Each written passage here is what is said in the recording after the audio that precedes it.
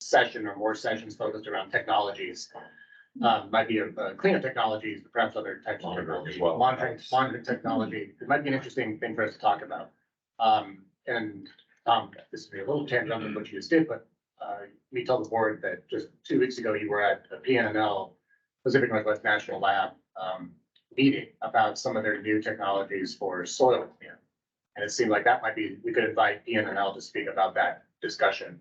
Some really smart people doing some pretty cool and cutting edge work on science that could be advanced at the site. Yeah, their disclaimer is that is due to DOE in September. Okay. So they are going to be like working 18-hour days to get that done. So as long as it's after September, it's in the realm of possibility. Right. But yeah, even just, you know, in the 10 years I was an environmental consultant, you know, doing water level measurements with transducers, you know, was sort of normal, but then you'd have to go out with a computer every time and download the transducer. And if you lose the data, it's, you know, you've lost a month's worth of data. But then right before I left, they started having these little boxes that you could connect your transducers, and it would be a cell phone telemetry where it would actually send real-time water level readings to via satellite or cell tower, and it would compile it all in the cloud. So you can have real-time monitoring of sites that are really hard to get to without having to send boots out there. Yeah, I mean, and the expense and the risk of sending people. I mean, so Tom and I are going to go to the Lakeview sites, Lake County sites, in the end of June, do an inspection. That's just a point in time of a couple of people going out and walking around looking at information there. But if you had continuous monitoring and data that was uploaded to be able to look at real time all the time, that would be very powerful. A good tool to have. So in case you haven't noticed, we've transitioned into board business and we're talking about potential topics for our next meeting. So I was just gonna say that if your plan though, you know, from a sustainability standpoint, I can imagine a lot of scenarios where it'd be more sustainable to have a human go with the board a few times a year versus assumptions about IT infrastructure and vendors and data formats and stuff being stable over a period of time. So another wrinkle for thinking of technological innovation. Fair point. We have often dug into our files in the office and found records from not just this board, but from Oregon legislative history from the 70s. And a lot of it is paper copies, and there's some digital copies we've been able to access. But you assume you have the ability to do something and, you know, use the technologies that have been recorded in the past in modern times, and that changes. Finding a working 5.25-inch floppy drive is surprisingly hard. Sure. Try zip drives. I have a zip Yeah. drive, I'm working. Challenge. Tom, you mentioned possibly inviting the Defense Nuclear Regulatory Agency in to brief the board. Yeah, I was thinking about the stories of Hanford that don't get told very often, and you know, we always get briefings from the TPA agencies. And speaking of, Jeff, thank you for being. Thank you. Thank you. I didn't want to interrupt. I apologize. Take care. So I was trying to think of what sort of agencies or institutions were sort of tangential to the Hanford mission, but still important. And Defense Nuclear's Federal Safety Board. Defense Nuclear Facility Safety Board. There's an F in there, I knew. Facility Safety Board does really good work, and they have resident inspectors, and they bring safety hazards to light. And they don't really have a public presence to boards like this. We met with the the assistant director of the DNFSB in Richland. When was that? 2 months ago with the HAB, and they seem to be wanting to engage more. And between them and Pacific Northwest National Lab, you know, those are two really good sources of information that are underutilized. And a third topic might be, there's been quite a bit of work recently on the deep geologic disposal of high-level waste. And there's some companies out there, some of them are working with PNNL, and there's some Oregon State companies. So there might be some interesting technology there for us just to get up to speed and see what the state of the art there is as well. Hmm. So I guess the proposal is that our next meeting focus on technology as the theme. BNNL, the defense, whatever the agency, Yeah. and maybe, maybe one or two other things if they come together. So if the sense of the board is that that's acceptable, we would move that forward. I haven't even mastered Teams yet. No one pretty good. And then Stephen was interested in cybersecurity as well. That might just be me being a giant nerd.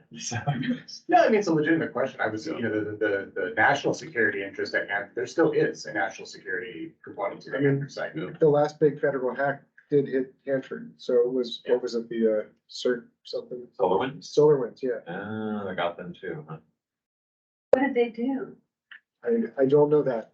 Because that's classified. Yeah, Okay, so we can close out that discussion. We will work on the theme technology for the next meeting, and Max has a presentation. I have a couple of notes here.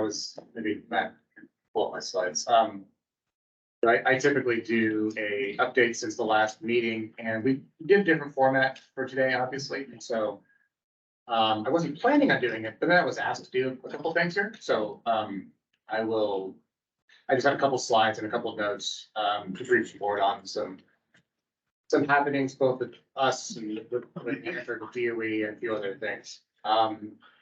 That's who I am. You know who I am. That can go on the next slide here. So this all looks familiar. This is Max's general updates. The Oregon Department of Energy and the Hanford update. We submitted 2 comment letters recently to DOE. And wanted the board to be aware of that. When we submit a comment letter to DOE, we then send it on to the board. So you would have received these letters in your email as a PDF attachment, but just to remind you, the letters that we've recently submitted, one on the fiscal year 2025 priorities, and priorities and funding, because funding and priorities go together.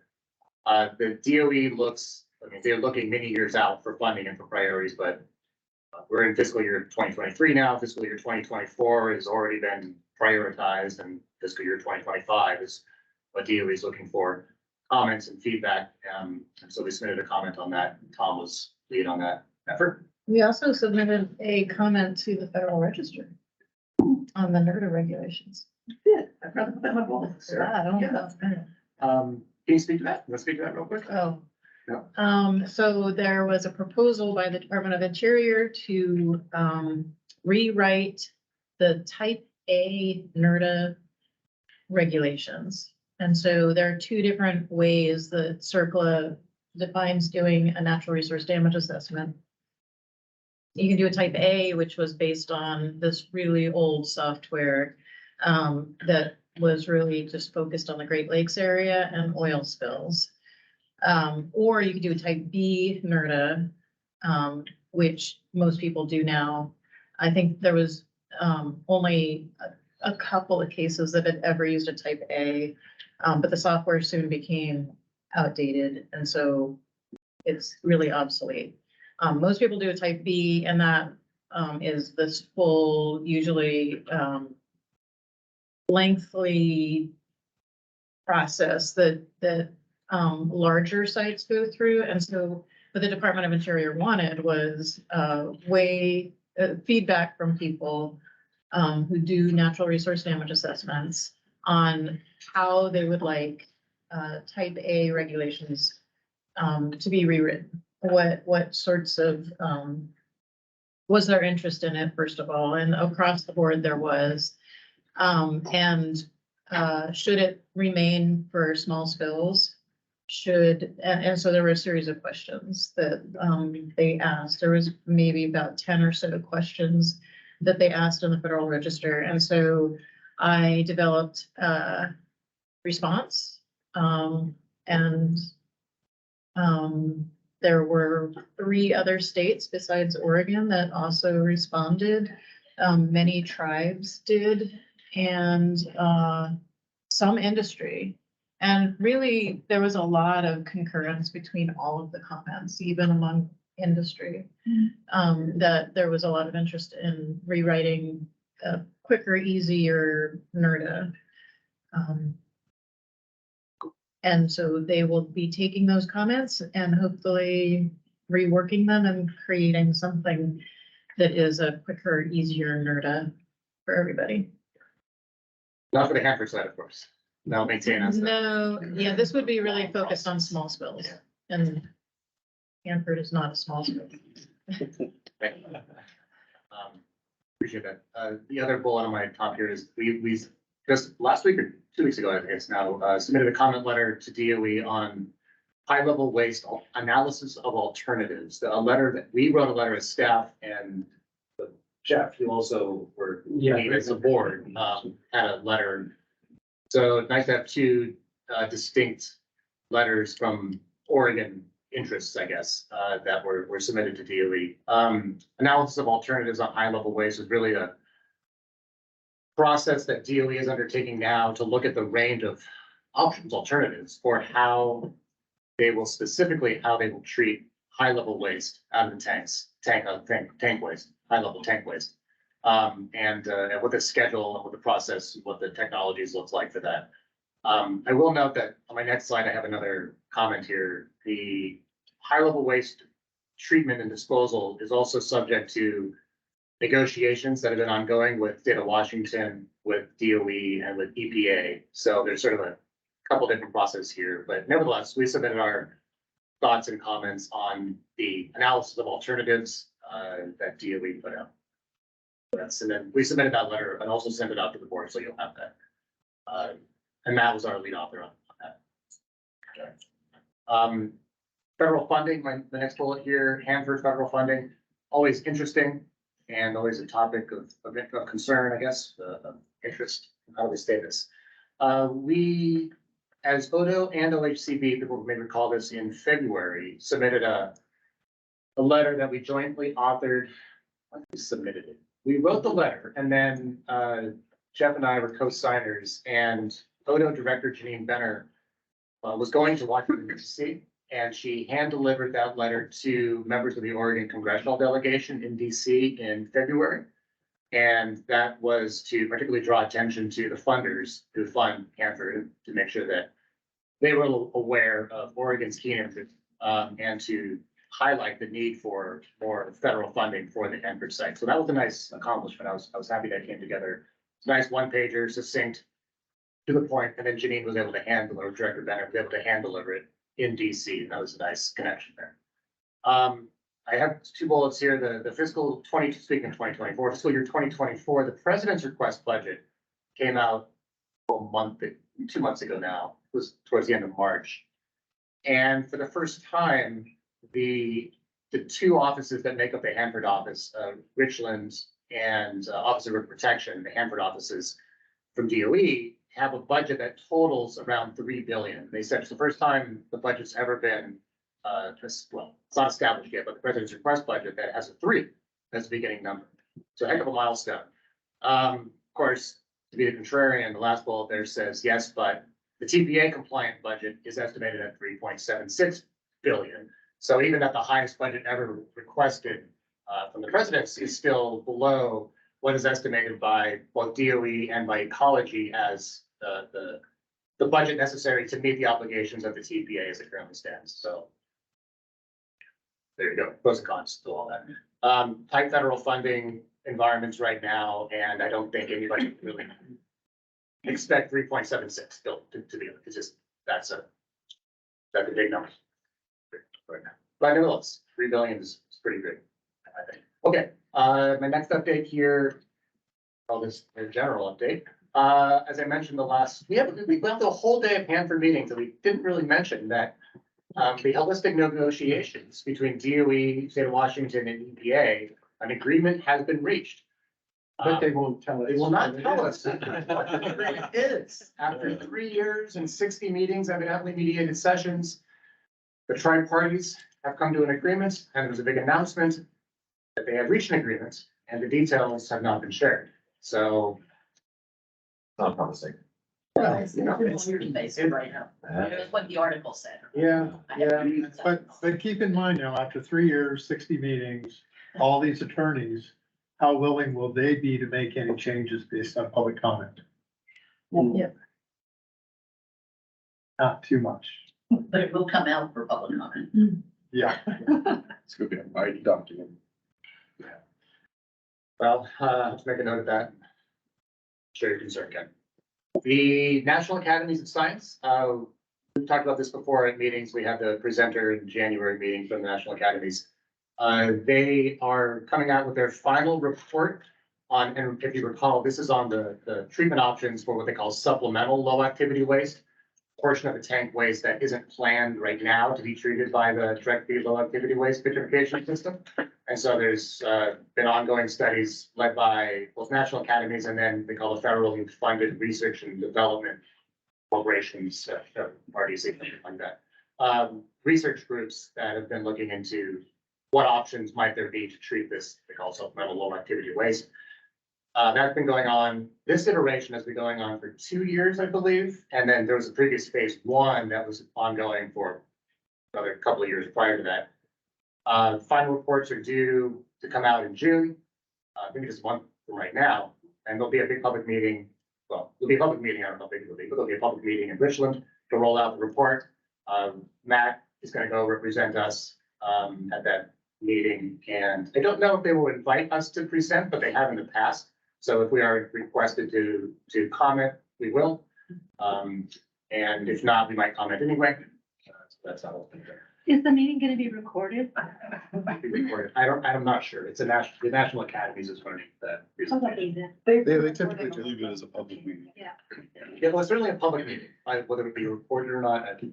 And that meeting is actually overlapping with part of the Hanford Advisory Board River and Plateau Committee meeting. So if you miss one of them, they'll both be recorded, I think, so.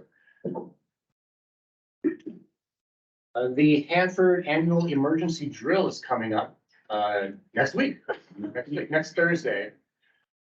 Mark, we ready? Yes, of course. Well, that's what we're doing. Our office, as everybody knows, represents the nuclear safety aspect of both the Hanford site and the Columbia Generating Station. We're the coordinating emergency response agency for the state, with our partners in Morrow and Umatilla County, and other state agencies, federal agencies, tribal governments for emergency response. Hanford is one drill a year. It's in May, it's coming up next week. So Sarah and Matt are actually going to be at the site to work, to represent us, and then others of us will stay back in Salem and respond accordingly. That's what we'll do. Question, I would like to involve Portland in that drill, in some way, even if it's to know about it, because people ask. And I just say, well, if they do something and it includes 30-mile radius around Hanford, it's like, egad. 50. Oh, it's It's 50, 50. okay, I know where I got 30, but anyway, is there any way, that can be shared with people living in Portland? Probably not right now, because the planning board's already occurred, and that would probably get a little bit of pushback because of proximity. Yeah, well, Sure. a nuclear disaster is. It would be more of an impact as an ingestion state on Umatilla and Morrow County. Because it would be an airborne release and nothing that would impact downstream the Portland that far, unless it was. But Really? Yeah. From a coordination standpoint, I'm sure people would probably be losing their minds, and it'd be helpful if Portland Emergency Management knew what was going on, was plugged into the loop. There, so the emergency management community, which, I represent through Oregon Emergency Management Association, is aware of our state threat program. Great, right. So, And the Oregon Department of Emergency Management does participate in our exercises and drills. Yes. So from the state level coordination, we would get down to county and city emergency response functions. If this were an actual emergency, but it's not a bad idea to share information with the local partners. Yeah, just so they know that's going on and that you're actually practicing. Yeah, well, Multnomah County and City of Portland have emergency management divisions that we coordinate with on a regular basis. Umatilla County has a new emergency management coordinator, just within a month has started his job. A week has started his job, so we're gonna throw him right into the mix. Practice, good for him, ready to go. Mark talked to him just last week, I think, had a conversation. Sage DeLong is his name. Very good. Hanford Advisory Board, met in April. Tom represented us. It was in Yakima. And then upcoming in June, well, Jeff represented the OHCD, Tom represented our staff. And so there's another meeting coming up in June. Committee weeks in June. Committee week is in June. Okay. I wrote June on here. Committee weeks are. There you go.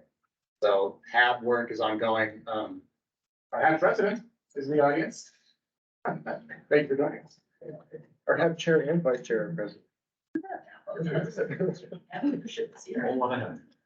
Well represented. Thank you. And the final bullet point, just the other things that we do in the space, the Hanford policy work. It's mentioned earlier, Sarah last week was in Las Vegas and Lorraine was also representing at the state and tribal government working group, or STIGWIG, as it's called.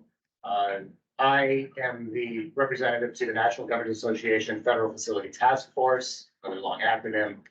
And next week I'll be in Richland. The spring meeting of the NGA FFTF rotates around the country to the various cleanup sites. Happens to be in Hanford next week, so I'll be in Richland to represent us. Okay, I think those are the high points on my slide. All right, next one, Matt. I was requested an Oregon legislative update. I'll keep this brief. It's not necessarily related to our Hanford work, but something still of interest. The legislative session is ongoing right now.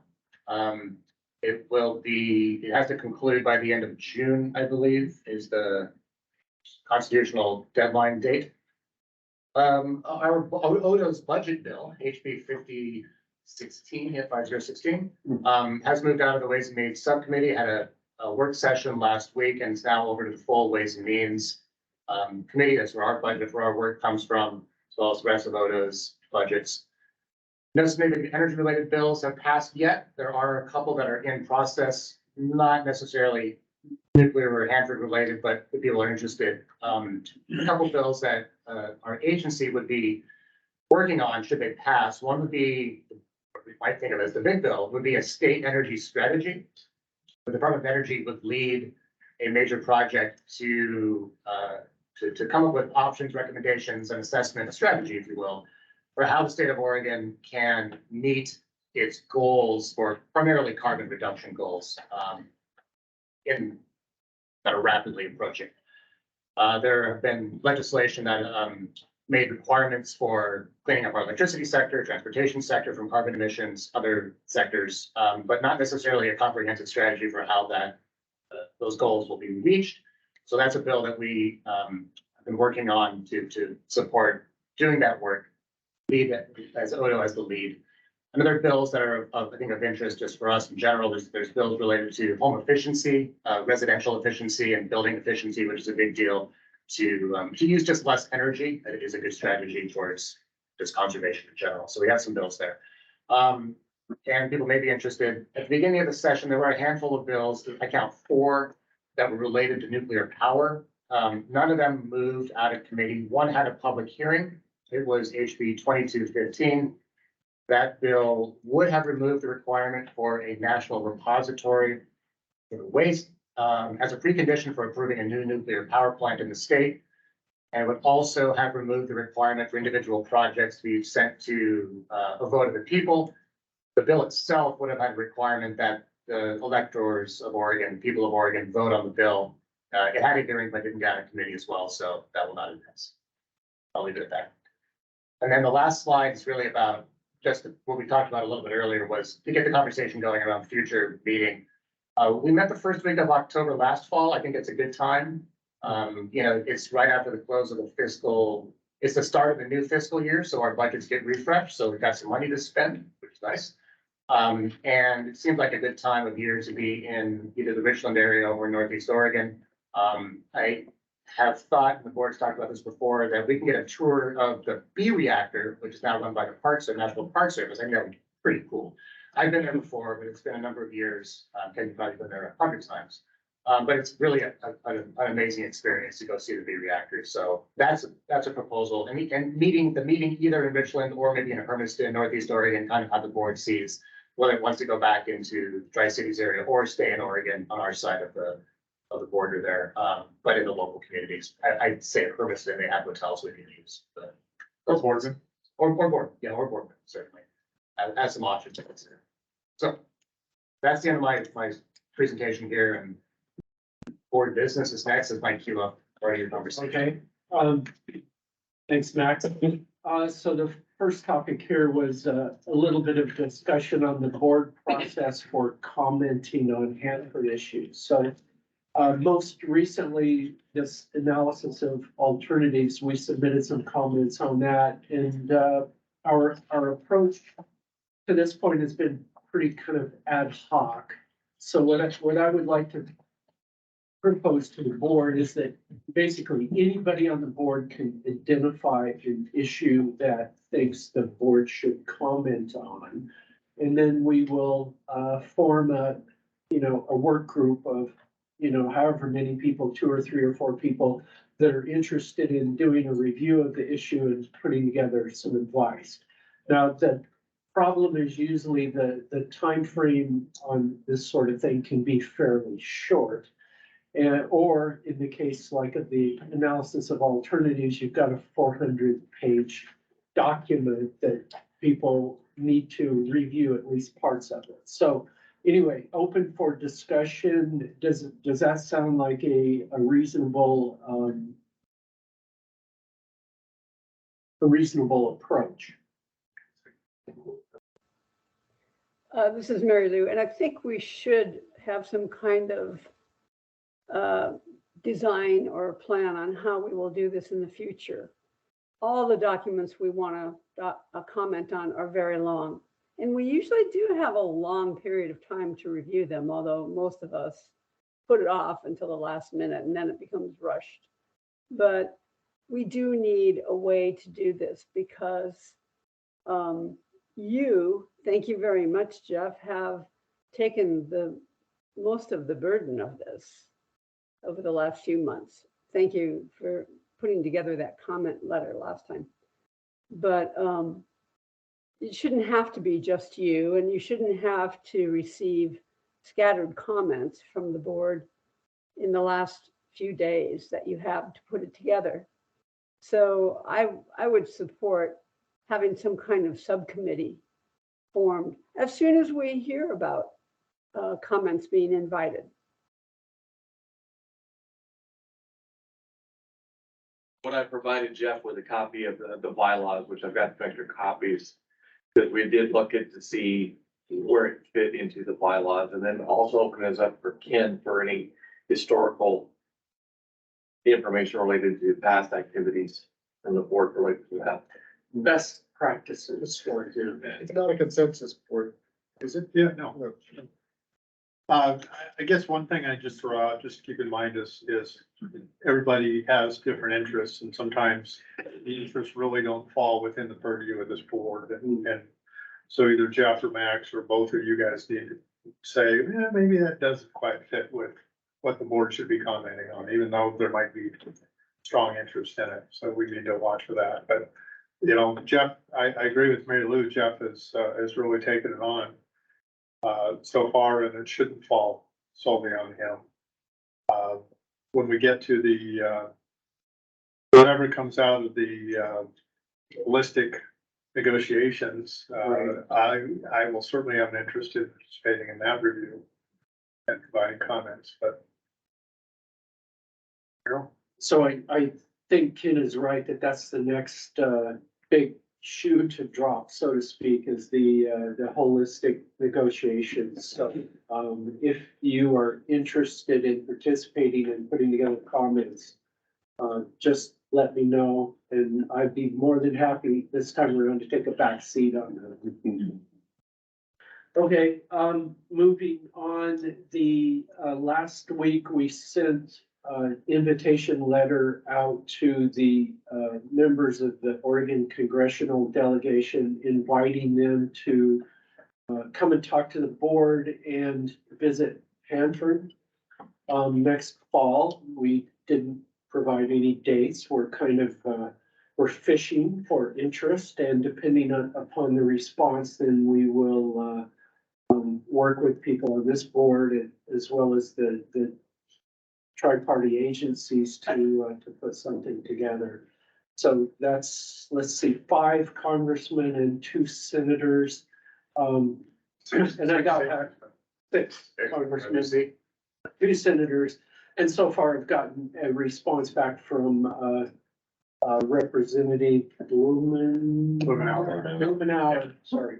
Keep saying Blumenthal, Blumenauer's office that they're very interested.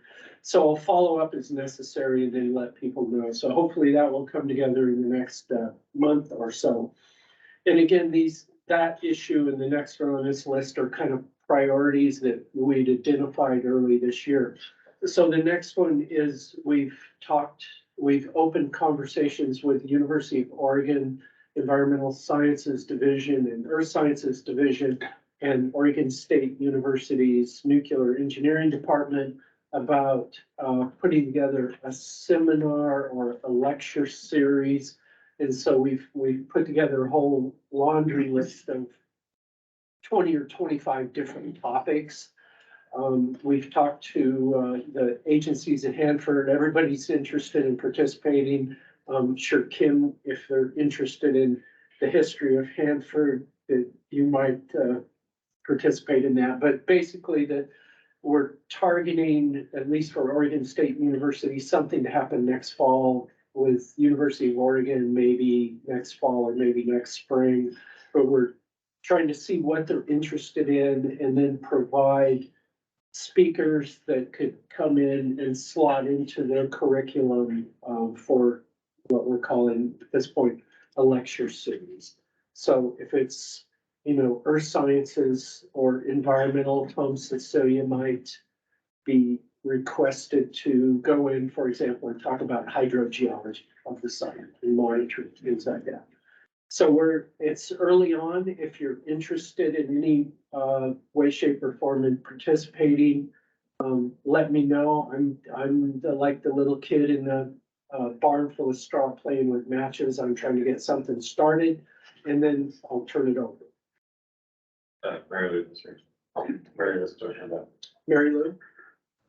Yeah, I think what we did today in talking as a panel or having a panel discussion about interests in returning the site to citizens is very good, but it would really be edifying to have some legally informed person brief us on what laws or precedents apply to situations like this. As a citizen representative board, we did what is a good thing to do today, but it would really be much, the next step is to find out what is possible legally. And I know there are laws that pertain to the deposition of lands back to tribes, but I don't know how they would apply here. And I'll bet there are authorities in the law schools of Oregon that could have some opinions. Yeah, for a list of topics. You go in law school, Yeah. law school. Right. Okay, thanks. We'll add that to the list of topics. One of the things For sure. on the laundry list of topics we were throwing around was about like legislative and regulatory stuff, thinking there might be people in political science departments at universities that might be interested in talking about that angle as well. So, as well as engineering and all the stuff with LEDs on there. I have a quick clarifier, on the Oregon inviting the representatives to come, was that this year, 2023 or next year, 2024? This year, this fall, that's kind of what we're telling you. Ideally, if we're at Hanford the first week of October, that's when we would like to see it happen. So one thing that keeps on coming to mind, that hasn't been talked about yet is the RCRA permit for the site. That's gonna be coming out January-ish, right? That's the current schedule, early 2024. So it might be worth, having some conversations about what that is. You think 400 pages is thick? I'm not gonna read that one.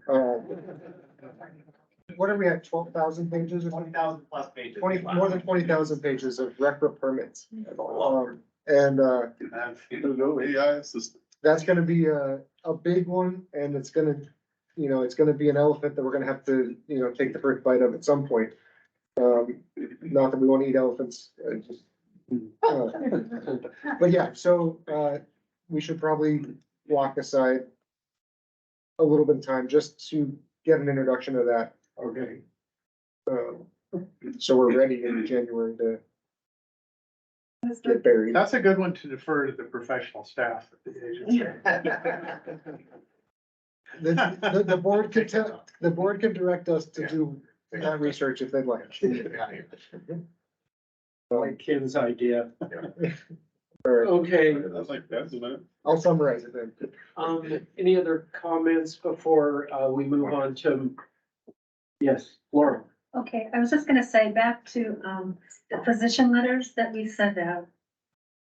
The one about the analysis of alternatives letter, I mean, I honestly didn't feel prepared to weigh in on it, and that was sort of unpleasant. I think I even emailed you. I did not understand. And, I guess that's my responsibility to a degree, but really, I'm not usually totally clueless about something, and that just had me baffled. It could have been the day I read it, I don't know. But I think a subcommittee or some preparation for these letters before they go out, so that I, understand, what we're commenting a little better if needed. I don't know, maybe, the staff can facilitate a call to talk through the points and clarify any questions, Yeah, that's a good idea. as an interim step between the subcommittee and finalizing. Absolutely. Okay. Great. So the next item on the list is, Mark is going to tell us about vacancies on the board. We still have vacancies. Plural? We have one right now. I mean, the legislative ones, of course, are gonna potentially get changed, which is out of our control, but we still have a vacancy that we need to fill. So is this vacancy public at large? Or- Yes. Okay. So if you know anyone that would be interested, please, talk to them or, give, Max and I their phone number and we'll talk to them. Is there a region you want to focus on? No, there's no representation of it. I got one more thing that I could plug, with permission. Speaking of regions, our division is also working on the energy security plan for the state. And we just got, state energy program funding from the feds to do that last week, and that's exciting because they're late, but, earlier than we were expecting. But we are doing a, outreach statewide and looking for organizations that represent historically underserved communities, and, environmental justice communities. So if you have any suggestions for folks that we can contact and get involved in the process, early on to really get some input on where mitigation can have the best bang for the buck, for those communities, that would be welcome. So email Max and I, and For nuclear issues or? energy security plan covers electricity, liquid fuels, natural gas, petroleum. And propane. That's what I meant, propane. It was a P word. And aviation fuel, which is a liquid fuel, I guess. But, yeah. Sure. I might suggest that, I don't know how we do the outreach, but, Morrow and then Umatilla right behind it will be, Oregon's first two minority counties. And, largely Hispanic, and, whether we do some outreach there in Spanish or how we do that, probably wouldn't hurt to be reflected on the board. So our next meeting will likely be in Hermiston. Well, it's up to the board. I mean, I threw out some ideas. I think Boardman or Hermiston is a fine location. If you decide just going back to, we did mention last year, we're an Oregon board, it's probably a balance between going to the site versus staying in our state, but close to the site. Right. So just right there, I would suggest Boardman or Hermiston are good locations. And the first week of October worked well for us last year, but of course, check the calendars, let us know if there's any drop. obligations I there. have a major obligation the first week of October. The EMSSAB meeting is in Oak Ridge, so Environmental Management Site-Specific Advisory Board. Okay, maybe the So second week of October. that would be great. Second week is better. Second week. And the Hanford Advisory Board is making their calendar, in June, so we Yeah. can make sure they work around us. Okay. Well, we'll send out some emails for specific dates, but look toward the second week of October. The Boardman, River Lodge is always a great place to stay. Yeah, people are amenable there. Is there water potable there? Well, I've had a lot of water. I have over Jim. years. Bring your own water. Would it make sense to reach out to C2AR and see if they'd be willing to host? We could do that too. Good idea. Yeah. What's that, CA2? C2UIR. Oh, yes. That's a good point. We could go to the Damascus. Damascus, yeah, to the reservation and, just say. They have a beautiful hotel. Very nice. Sounds good. Okay, that concludes board business unless anyone has anything else to add. I have something. Please. I've been talking it around a bit, and it sort of falls into what you proposed the board to address, and I'm very concerned about the Fukushima dump of radioactive wastewater into the Pacific potentially this June. Well, I think it is gonna happen this June, and I wonder if the board can take a position on that, and it's very short notice. Even if you would do it, I think it's dire. So I guess a question for our agency friends, is that in the purview of this board in any way, shape or form? It seems outside of the purview of this board, I would say. All right, I think Okay. it might be outside of the purview of this board. I Yeah, Wanted to suggest it. we are focused on Hanford and Northwest issues and how it might affect the state of Oregon, and I'm not sure that the water will affect the state of Oregon. Although we do have a close discussion board. It seems, I mean, I'd leave it for the board, but that seems a little beyond what I would feel comfortable as an agency. Fair enough. I just thought I'd throw it out. Or, Okay, thank you. Anything else? Anyone? I just had one quick thought. Of course, being the newbie here, I'm trying to keep my mouth shut until I figure out where things are headed. But I thought it was interesting. Of course, the panel's not here to argue, but when the suggestion was made that, they are quote unquote setting aside 80%. I thought that's a bit of analogous to saying, look, we're gonna allow 80% of the water flow down the river. It's the natural course of things, right? It's the other 20%.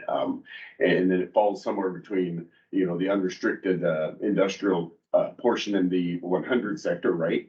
Or the 200 sector, which is the ongoing stuff right now, maybe it grandfathers forward, or the suggestion that the southeast area is something different and they're able to sell off portions of that. And, Laura's suggesting, well, we need to go back and make this pristine. Why not 100% pristine and start there? And the suggestion that, well, you can't go, post-settlement, pre-Manhattan. Why? I don't know. So for me, it's kind of interesting, like where we fall in this whole thing. So. I mean, great questions. I have similar thoughts and I share that question about their monument lands have been set aside, right? The area that seems the southwestern portion of the site and then across the river. And I think that's probably included in when Brian Harkin was mentioning 80% of the land is been set aside for conservation. Like, well, yes, and it always has been. As a sort of a buffer zone, right? Between the site and other people around, so. It's hard to say, and I hope people, by the way, I'm gonna say, I hope the board enjoyed the format we did today. It's a little different. We didn't get the typical updates from the agencies like we often do, but that was in a trade-off to having a more of a focused conversation about one thing. And I hope it was worth the organizational plan. Thumbs Thumbs up, okay. Yeah, I was happy with how it came together. Yeah, and I might also comment that we didn't see a lot of difference in their vision of these panels. They seem pretty well aligned, at least in the short term, about the direction that the site is going. I saw a pretty big difference. I thought We heard pretty clearly from the Desperate folk that their vision was not using it for stuff. And it's sure sounded from the Yakima folks that they also were, saw the main use being traditional uses.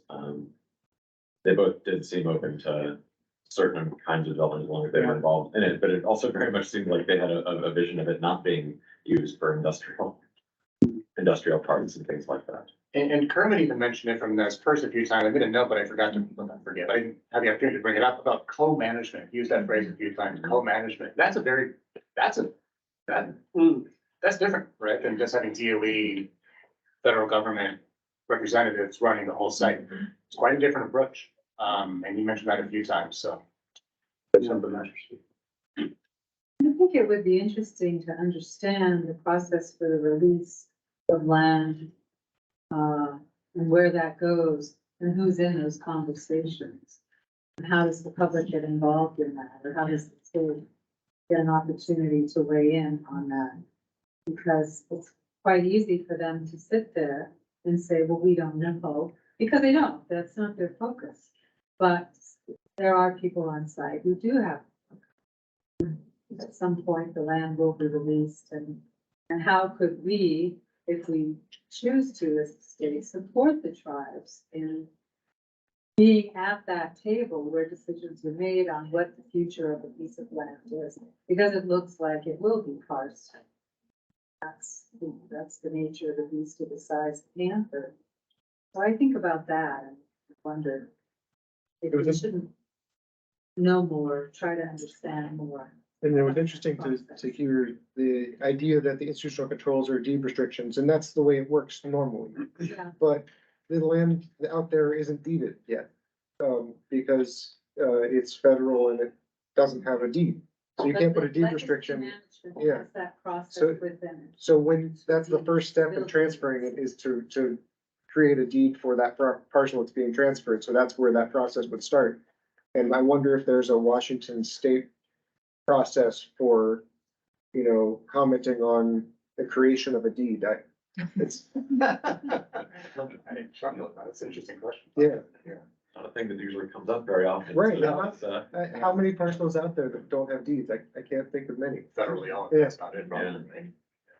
I think it's very nice to talk about being at the table and discussing this, but I think the place it's going to be decided is in a courtroom, unfortunately.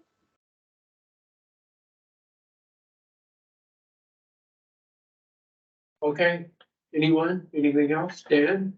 I think we should kind of keep paying attention to the Office of Legacies Management and how they're doing it on other sites. Because the picture they painted of what Office of Legacy Management abilities is doesn't match with what the folks who live around Rocky Flats seem to think of the Office of Legacy Management. So we should keep an eye on that.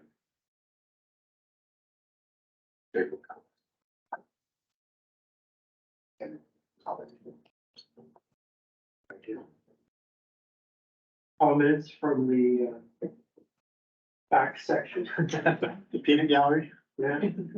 Gary, Ryan? Tom mentioned Hanford site-wide permit, yeah, that's all I'm gonna mention with that, Tom did a great job mentioning that.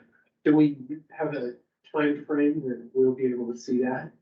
More information on it? Yeah. We're, from the public involvement standpoint, because I'm the communications manager, we're working on preliminary communications planning. We're actually gonna be presenting to the Hanford Advisory Board's public involvement committee on Thursday, giving informal feedback about Rev 9 public involvement. But I'd say later this fall, we'll start doing more, when things gel up more, we'll start doing more actual briefings and stuff on the permit. So I don't have the exact month, but I'd say sometime in fall, you can expect to hopefully start doing some actual, I kind of try working with folks on the period. Yeah, potentially. And if anyone wants to participate and listen in on the PIC Public Involvement Committee meeting, send me an email and I can shoot you the link to it, because it's open to the public. Okay, thank you. So without further ado, we would like to open meeting to public comment. So Matt, do we have anyone? There are no phone numbers, no hands are raised, and nothing is in chat yet. So let's give it a minute or two, and Anyone have any other issues they wanna Yeah. bring to the That fore? meeting? We have to leave this open until 2:15, but yeah. Till 2:15. Yeah, that's when the official agenda, notice. Okay. So, the public involvement committee, When is that? Thursday from, 9? 9 to 2, but. Yes, but it's a joint meeting between the Public Involvement Committee and the Health, Safety, Environmental Protection. The public involvement is 9 to 12, I think, so, yeah, something like that. And then it's a break for lunch and then a tour of the EOC. You could send me the link. sure, But one more thing. Tom, you mentioned that you got 4 years on the HAB. Do you have another 2 years? Will you get another 6 years after that, or are you done? so TBD, I'm entering my third term. Mhm. And there's a potential for some term limit extensions, but, that's all up in the air. So Okay, it could be my last 2 years on the HAB, it could be, I have a little bit more time. so we're doubling up with you, just in case you don't get your term limits, so that Well, there's a smooth transition. So Max is the primary. Yeah, I'm with term as the primary representative to the Hanford Advisory Board. Is our alternate right now. And Matt is in the packet, so he'll be Yeah. the second alternate. Matt's applied to be the second alternate. We'll have continuity one way or the other. Yeah, it's just pretty important. Yeah, we'll have to consider how that progresses down here, right? So Mia, do you have anything to tell us about the happenings? Any happenings? Yeah, Happenings. since Do it. we have 5 minutes to burn, so. Talk about Into Eternity. The movie you're doing. We're doing a screening, an online screening on May 18th, in the evening, Hanford Challenge, and, not the HAB. And, along with a nonprofit called Meaningful Movies that's based in Washington. And it's actually, they have high school interns that are helping to do all the communications and put everything together. And so we're working with them, doing a screening of a documentary called Into Eternity, which, focuses on Onkalo, which is a nuclear waste repository in Finland. It's one of the only ones in the world. Yeah, and so it's centered more around power, nuclear power and waste from nuclear energy, but it's a really cool discussion about, the director frames it as talking to future generations about this place and how they did not go there. And yeah, and so we're having a screening, and then we're having Kevin Camps, who works for Beyond Nuclear, a nonprofit organization, I think based in Michigan. He's going to be doing a discussion afterwards because he's an expert on nuclear waste disposal in the US. So the high school students are formulating questions that they'll ask during the discussion, and then they'll open it up to the audience to ask. So when and where? What's May the venue? 18th, and it's online, and it's from 6:30 to 8:30 PM. It's a Thursday night. And for, is there an event posted online somewhere? Yeah, it's on our website, on our social media. I think Liz put it into the chat. Oh, great. She did. Let's put it in the chat. If the board may or may not know, Finland is famously the first country to, I think they're about to open, or maybe they have already opened, a deep geologic repository for that country's spent nuclear fuel out of their power plant. Where they will be disposing it. I think it's basically on the site of they have one operating power, they have one like nuclear power plant complex. And they're going to be disposing of their nuclear waste underground, 1,000 feet or 1,500 feet under the ground, where it will be presumably interned forever. And a lot of countries have looked into that process, ours included, without success at developing something, but Finland's the first to do so. Is there gonna be student discussion on Yeah. that? Oh, Yeah, after the film. that would be so interesting. Yeah.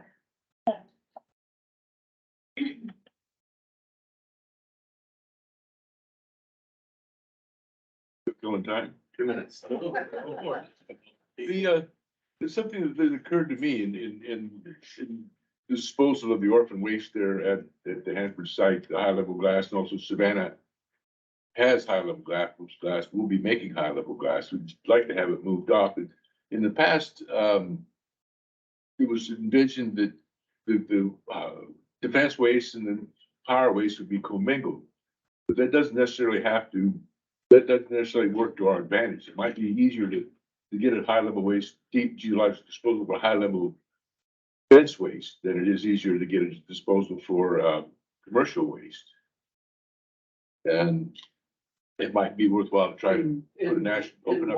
Why is that? Because it's vitrified or because? Well, A, because it's vitrified, and B, because there's a national interest in that, whether you agree with atomic nuclear weapons or not, there's a national interest. Whereas if you don't have a nuclear power plant in your region or your state, why should you want to put that waste in your state? So also the transportation routes, it's a couple routes as opposed to every reactor in the country going spider webbing. Well, state of Oregon has an interest in getting our spent nuclear fuel to a consolidated Yeah. location, right, from the Trojan site, Columbia County. Yeah, Oregon does, but in terms of the waste at Hanford, it very likely will be orphaned unless we can get a deep geologic disposal. Get it vitrified first. It'll be Yeah, okay. I'll say it'll be temporarily orphaned.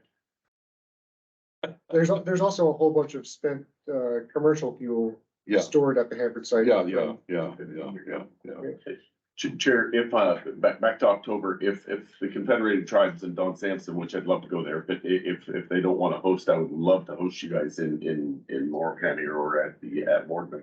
And, I think the presentation on the nitrate challenge that we're going through, right? And we've had the federal congressman out there and KC6 killer and last week the governor. I think there's some value in, the plumes that move through there, relative to the challenge in Hanford. So it would be great on the presentation, let you know. Sounds good. Tom? Time check, it's 2:15. Public comment, if you would like to make public comment, please do so.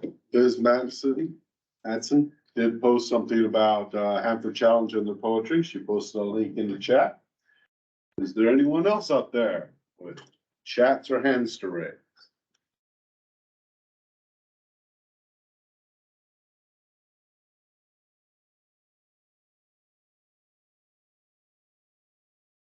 Okay, then if there is no further business.